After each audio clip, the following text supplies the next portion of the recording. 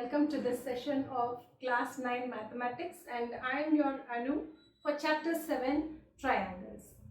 Triangles, we have seen all the criterion for congruent triangles in the last class, and now we'll see some more concepts regarding triangles. Okay, so today let's take a triangle A, B and C. Okay, so sorry, let me take it as the angles has to be in capital letters, please don't forget. So ABC is a triangle, and let us take, so the opposite side, let me take it as A and this as C and this as B. Okay, so C and B. So let me take C to be the longest side in the triangle. So we have some results regarding the sides of the triangle. So first is for an acute angled triangle. So in an acute angled triangle, what do you mean by an acute angled triangle? We have done that already. Acute angled triangle is all the angles in the triangle has to be acute. That is, it has to be less than 90 degrees. Okay, so if all the angles are acute angles, then we call the triangle to be an acute angle triangle. So in an acute angle triangle, I have given the condition C to be the longest. Let us assume that C to be the longest side here. Okay, so then how do we write? We have the condition C squared is less than A squared plus B squared.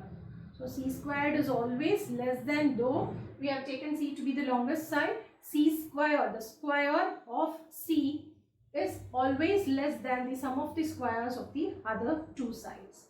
And if it's a right angled triangle, we know right angled triangle, isn't it? So right angle triangle, if it's a right angle triangle, so this is C. The longer side or side opposite to 90 degrees, right angle, the side opposite to right angle is always the longest side.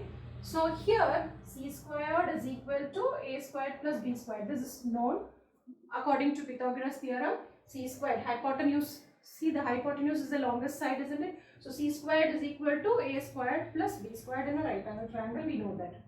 And in an obtuse angle triangle, what do you mean by obtuse angle triangle? That is, one of the angle in a triangle is more than 90 degrees. That is, it is more than 90 degrees, it is obtuse. See, this is the case where we write this as C. Okay, so one of the angles is obtuse, and we call this triangle to be an obtuse angled triangle. And for this type of triangles, we have C squared is greater than A squared plus B squared. So when you square the longest side, you have C squared is greater than A squared plus B squared. So please keep these things in your mind, so that when you construct a triangle, or when you find the sides, unknown sides of the triangles, you'll be able to relate it, or you will be able to check whether you have found it or you have done it rightly or not. So for acute angle triangle, C squared is always less than A squared plus B squared. For right angle triangle, C squared is equal to A squared plus B squared. And for obtuse angle triangle, it's C squared greater than A squared plus B squared. Okay.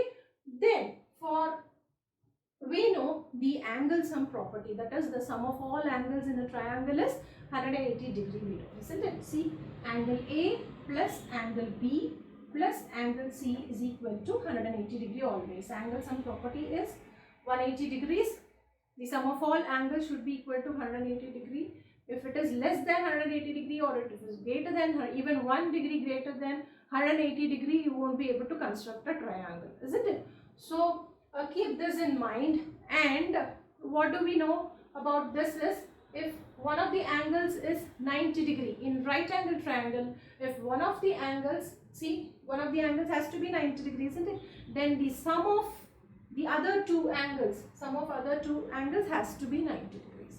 Okay, not more than that, not less than that, because angle sum property says the sum of all angles is equal to 180 degrees. So do remember that these things, these little things will help you when you construct a triangle. Okay, so this is the first thing we have learned today, the relationship between the sides of the triangles, of the three types of triangles. Okay, so we'll learn about some terms, new terms. We are going to read about some new terms. See, let this triangle be ABC. Okay, now what I do is I mark the midpoint of this triangle. Okay, midpoint of this side. See, BC side, I mark the midpoint of side BC. So D is the midpoint of BC, and E is the midpoint of AC, and F is the midpoint of AB. See, I have marked the midpoints of all the sides. Now what I'm going to do is I'm going to join the opposite vertex. See, if this is one side, the opposite vertex is A. The opposite vertex of BC is A. Likewise, the opposite vertex of AC is B. Likewise, the opposite vertex of AB is C. Okay, opposite vertex. So I join the midpoint to the opposite vertex. Okay. Now let me join B to E.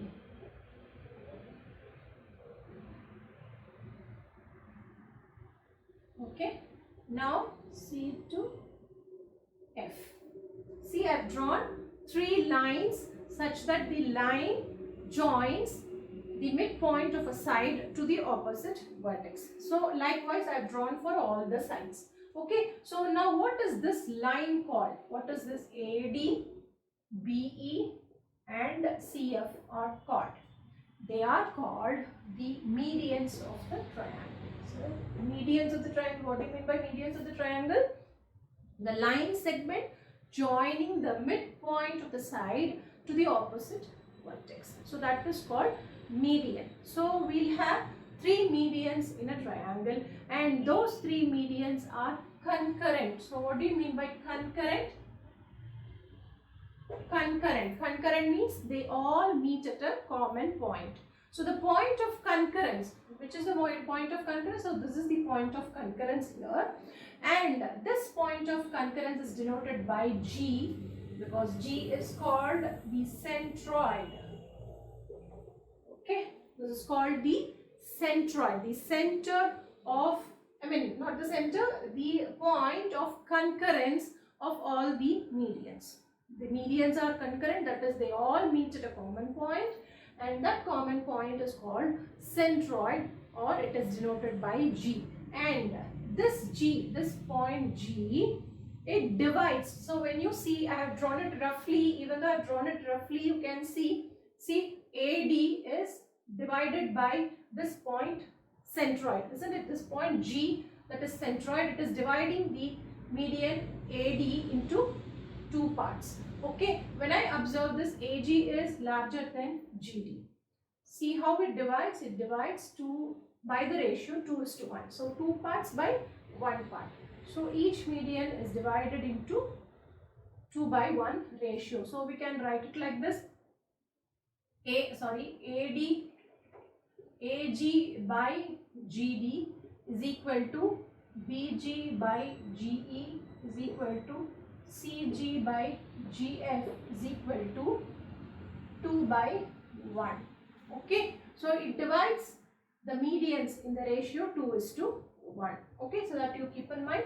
So centroid is the point of concurrence of all the medians. So what is a median? It is the midpoint of the side joined with the opposite vertex. The line segment which joins the midpoint of the side, one side with the opposite vertex. Likewise, we have three medians, and three medians meet at a point which is called centroid. Do you understand? So this is about medians. Now the next thing is, so we have done medians. The next term we are going to learn about is, so take A, B, C. Okay, now I am going to drop a perpendicular from each vertex to the opposite side. So what do you mean by a perpendicular? That is a line which forms 90 degree with the side. So from the vertex, from the opposite vertex, I am going to drop a perpendicular. See, this is a perpendicular, which means this is 90 degree. This perpendicular need not be the midpoint of the side. See, need not be the midpoint of the side. I'll tell you a condition where it is a midpoint of the side. But now, let us understand that the line from the vertex to the opposite side, a perpendicular drawn from the vertex to the opposite side. Likewise, I draw perpendiculars for all the sides. Okay, so all these are perpendiculars, that is the line which is at 90 degrees with the side from the vertex. What are these lines called? See, again I name them as AD, BE and CF. So what are these lines called? AD, BE and CF. These are called the altitudes. What do you mean by altitude? That is the height of the triangle. So the altitudes of the triangle, we have drawn the altitudes of the triangle. Altitudes are line segment from the vertex to the opposite side which are perpendicular, which makes 90 degree with the side. So that is called the altitude of the triangle. So the altitudes of the triangles, just like medians, they are also concurrent. That is, they all meet at a point, and the point of concurrency, see, the point of concurrency is called the orthocenter. What is it called? It is called the orthocenter. Just note it down. This is called the orthocenter. So the point of concurrence O is called the orthocenter. Okay, do you understand? So this is called the orthocenter, the point of concurrence, and it is formed, the point of concurrence is formed by the intersection of the altitudes of the triangle. Okay, so the altitudes, all the altitudes will remain the same for a triangle. So you can draw a perpendicular, you can drop a perpendicular from the vertex to the opposite side. Do you understand? So this is what we have for a triangle. Okay, so this is altitude and the point of concurrency is orthocenter. Now the next thing we are going to see about is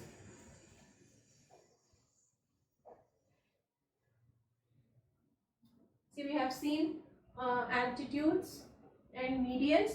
The next thing is I'll draw a triangle.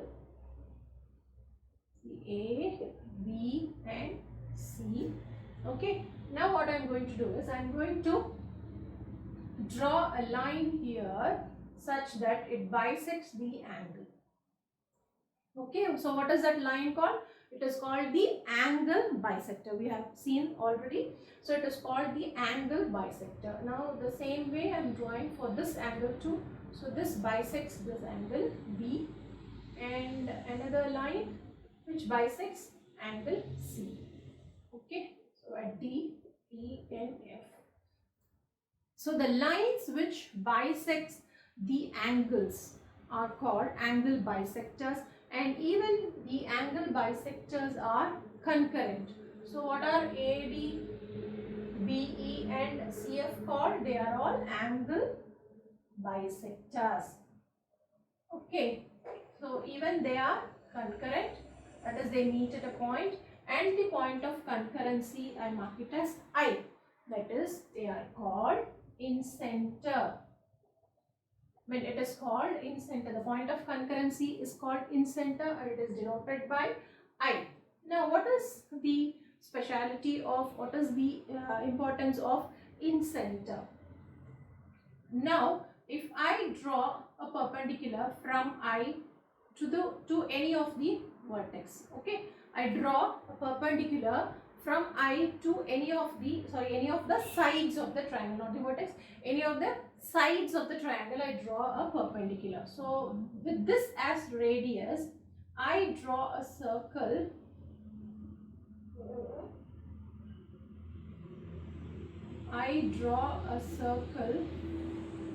which touches, so sorry, it doesn't look like a circle, but you can draw a circle which touches all the sides of the triangle. What does it do? The circle which we have drawn, see this, I mark it as I, and IP is called the in radius.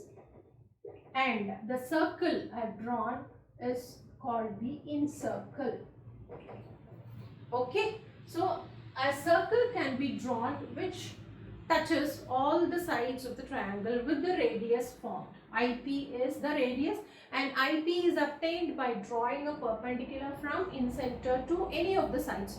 We can draw perpendicular to any of the sides and all the radius will be the same. Okay, so this is called the incircle, and incenter is obtained by drawing angular bisectors from all the angles of the triangle, and the point of concurrence is called incenter, that is represented by I.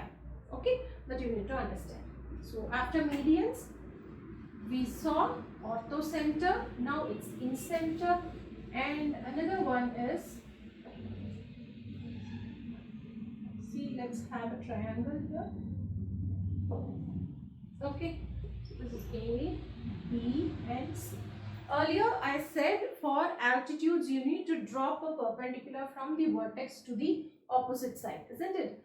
Now it is also a perpendicular line, but how it is drawn? It is drawn by by drawing a perpendicular bisector to all the sides. Sorry. So I am drawing it like this because while constructing a perpendicular bisector, we take more than half as radius cut arcs on both sides. With the same radius, you cut arc on the previous arc, and when you join this, you get the perpendicular bisector. What do you mean by perpendicular bisector? Bisector because it divides the sides into two equal halves. Perpendicular because it is at 90 degrees to the side of the triangle. So likewise, I draw perpendicular bisectors for all the sides. Okay, which meets at D, E and F respectively. So I draw perpendicular bisectors for all the sides, which divides the sides into two equal halves, and it is perpendicular to the sides. Okay, so these are the perpendicular bisectors, and these perpendicular bisectors, see AD, if I join this,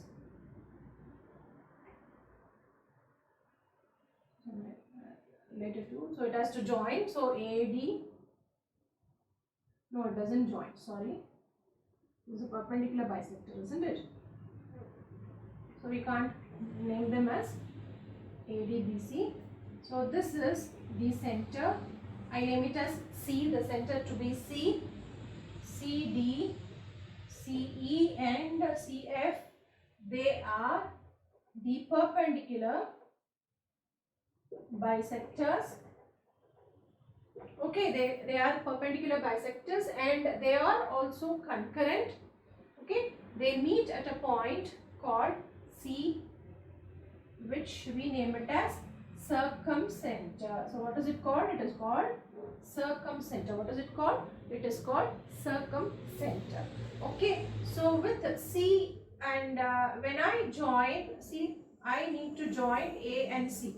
So this is different from this. So let me join C to A here, and this C to C and C to B. Okay, so now what is this distance? With this distance, with BC or AC or CC, they are same. They are one and the same, because AC, the CC and BC are one and the same. I'll say you how. With AC as radius, when I draw a circle, it touches all the vertices of the triangle. It touches all the vertices of the triangle.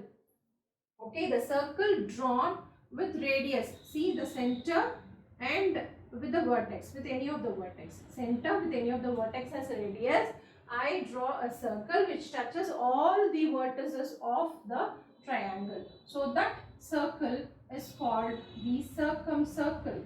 What is it called? It is called the circumcircle. And CA, CB and CC, they are all same, C equal. They are all equal, and they are what? Let me term it as C dash, because you will get confused. C dash. So C dash C. So that is called the circumradius. With the circumradius, if I inscribe a circle, it touches all the vertices of the triangle. So that is called a circumcircle. You understand? So these are some of the terms we need to learn about triangles, and all the points of concurrence. See, point of concurrence of medians, it is called centroid. Point of concurrence of altitudes, it is called, what is it called, orthocenter. And point of concurrence of angle bisectors, incenter. And point of concurrence of perpendicular bisectors of triangle is called circumcenter. Okay, so these are some of the terms you need to understand about a triangle. And the last one we'll see is perimeter. So we know what is meant by perimeter. Just add all the sides of the triangle. So AB plus BC plus CA. So this will be the perimeter of the triangle. Okay. If it is an equilateral triangle, we have all the sides equal and the perimeter will be 3 times the side. Okay. So that will be the perimeter of the triangle. And the next thing we need to see is, if at all we have an equilateral triangle, so what will be the what are all the, the terms, how do the terms we have just now described, the medians, the median and the angle bisectors, the perpendiculars, that is the height, altitudes, and the angle bisectors and perpendicular bisectors, how do they behave for an equilateral triangle? So for an equilateral triangle, all the sides are equal. Okay, so whatever you draw, the altitude, it will also meet the midpoint of each side because all the sides are equal. So the medians, altitudes, and the angle bisectors, the perpendicular bisectors, they all coincide with each other for an equilateral triangle. So do remember, for an equilateral triangle, all are one and the same. And the point of concurrence, that is the centroid. For medians, it is centroid. For altitudes, it is orthocenter. For angle bisectors, it is incenter. And for perpendicular bisectors, it is circumcenter. And these all points of concurrence, they all are one and the same. They all lie on the same, they meet at same point, or they are one and the same. The point is one and the same. So when you mark centroid and when you mark orthocenter, when you mark circumcenter and incenter, they are all the same point. They all lie on the same place. Okay. So they coincide with each other for an equilateral triangle because all sides and all angles are equal. So this is the special feature of equilateral triangle. So the next thing you need to know about triangles is the relationship between angles and sides. So how are angles and sides related? Some of the relation, when the angles are in the ratio, see, angles are in the ratio 1:1:1, then the sides are in the ratio 1:1:1. Because what do you mean by 1:1:1? If angles, okay, angles are equal, then the sides opposite to it are also equal. So angles 1:1:1 ratio, the sides will be in the ratio. Now when the angles are 1:1:2 ratio, then the sides will be 1:1:√2 ratio. Okay. So one side is longer, that is 2 times the other two sides. Then what you have, this is the case of isosceles triangle. We can have an isosceles triangle sometimes for a right angle triangle also you will be having like that, because 45 and 90 degrees is 2 times the angle, isn't it, for right angle triangle? So the sides will be in the ratio 1:1:√2. Now when the angles are in the ratio 1:2:3, then the sides will be in the ratio 1:√3:2. That you need to remember, to be in the ratio 1:√3:2. So some of the results we have regarding angles and sides, relationship between angles and sides, do keep in mind. So whenever you need to apply them, whenever you need to find the sides or angles, vice versa, you will be able to apply them. Okay, so these are some of the terms and some of the things you need to understand about triangles. Okay, so from next class we'll start problems in this chapter, triangles, and mostly we'll be seeing the congruency, that is congruency of triangles. How do we prove the two triangles are congruent with the 5 criterion? We have seen 5 criterion, isn't it? SSS, SAS, AAS, and the RHS, and another one is ASS, isn't it? So AAS, yes, of course. So we have 5 criterion, and depending on which we will prove the triangles to be congruent. Okay, so we'll take up exercises and problems in the next class. Until then, keep revising. It's bye from Anu. Thank you.